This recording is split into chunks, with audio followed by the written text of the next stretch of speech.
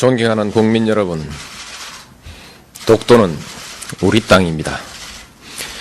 그냥 우리 땅이 아니라 40년 통한의 역사가 뚜렷하게 새겨져 있는 역사의 땅입니다. 독도는 일본의 한반도 침탈 과정에서 가장 먼저 병탄되었던 우리 땅입니다. 일본이 러일 전쟁 중에 전쟁 수행을 목적으로 편입하고 점령했던 땅입니다. 러일 전쟁은 제국주의 일본이 한국에 대한 지배권을 확보하기 위해 일으킨 한반도 침략 전쟁입니다. 일본은 러일 전쟁을 빌미로 우리 땅에 군대를 상륙시켜 한반도를 점령했습니다. 군대를 동원하여 왕궁을 포위하고 황실과 정부를 협박하여 한일 의정서를 강제로 체결하고 토지와 한국민을 마음대로 징발하고 군사시설을 마음대로 설치했습니다. 우리 국토 일부에서 일방적으로 군정을 실시하고 나중에는 재정권과 외교권마저 박탈하여 우리의 주권을 유린했습니다. 일본은 이런 와중에 독도를 자국 영토로 편입하고 망루와 전선을 가설하여 전쟁에 이용했던 것입니다. 그리고 한반도에 대한 군사적 점령 상태를 계속하면서 국권을 박탈하고 식민지 지배권을 확보했습니다. 지금 일본이 독도에 대한 권리를 주장하는 것은 제국주의 침략 전쟁에 의한 점령지의 권리, 나아가서는 과거 식민지 영토권을 주장하는 것입니다. 이것은 한국의 완전한 해방과 독립을 부정하는 행위입니다. 또한 과거 일본이 저지른 침략 전쟁과 학살, 40년간에 걸친 수탈과 고문, 투옥, 강제징용, 심지어 위안부까지 동원했던 그 범죄의 역사에 대한 정당성을 주장하는 행위입니다. 우리는 결코 이것을 용납할 수가 없습니다.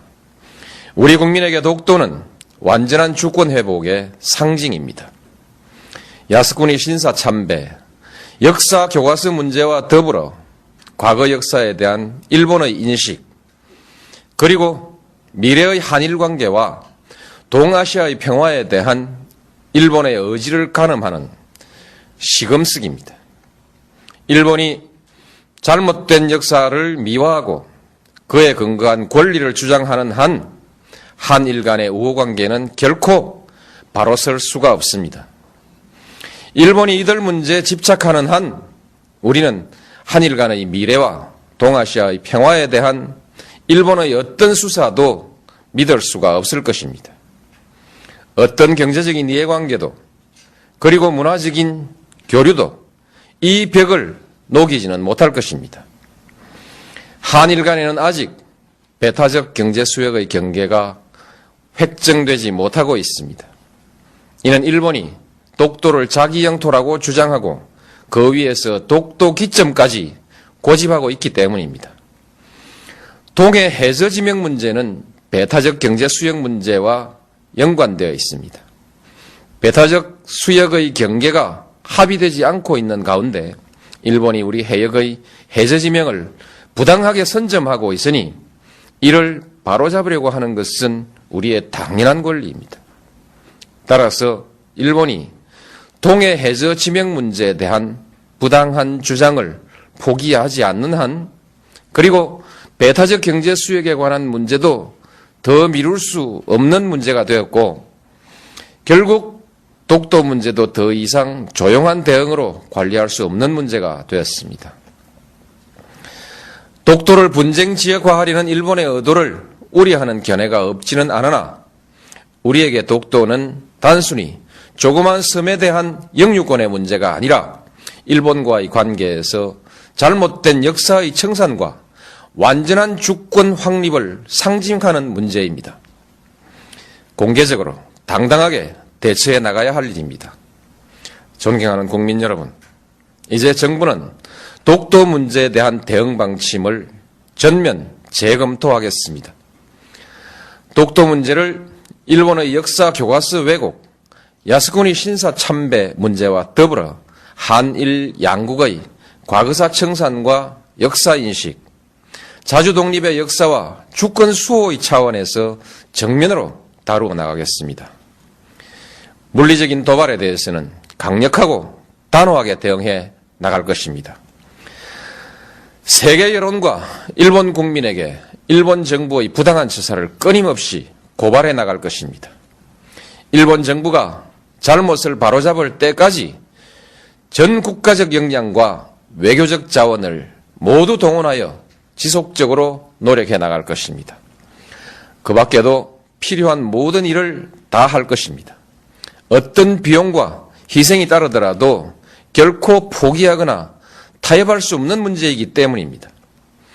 저는 우리의 역사를 모독하고 한 국민의 자존을 저해하는 일본 정부의 일련의 행위가 일본 국민의 보편적인 인식에 기초하고 있는 것은 아닐 것이라는 기대를 가지고 있습니다.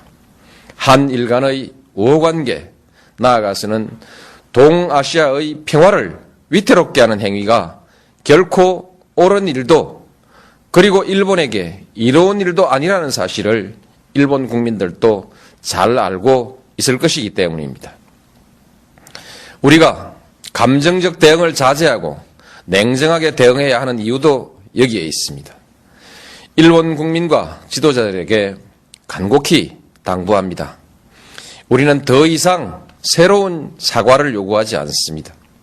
이미 누차 행한 사과에 부합하는 행동을 요구할 뿐입니다.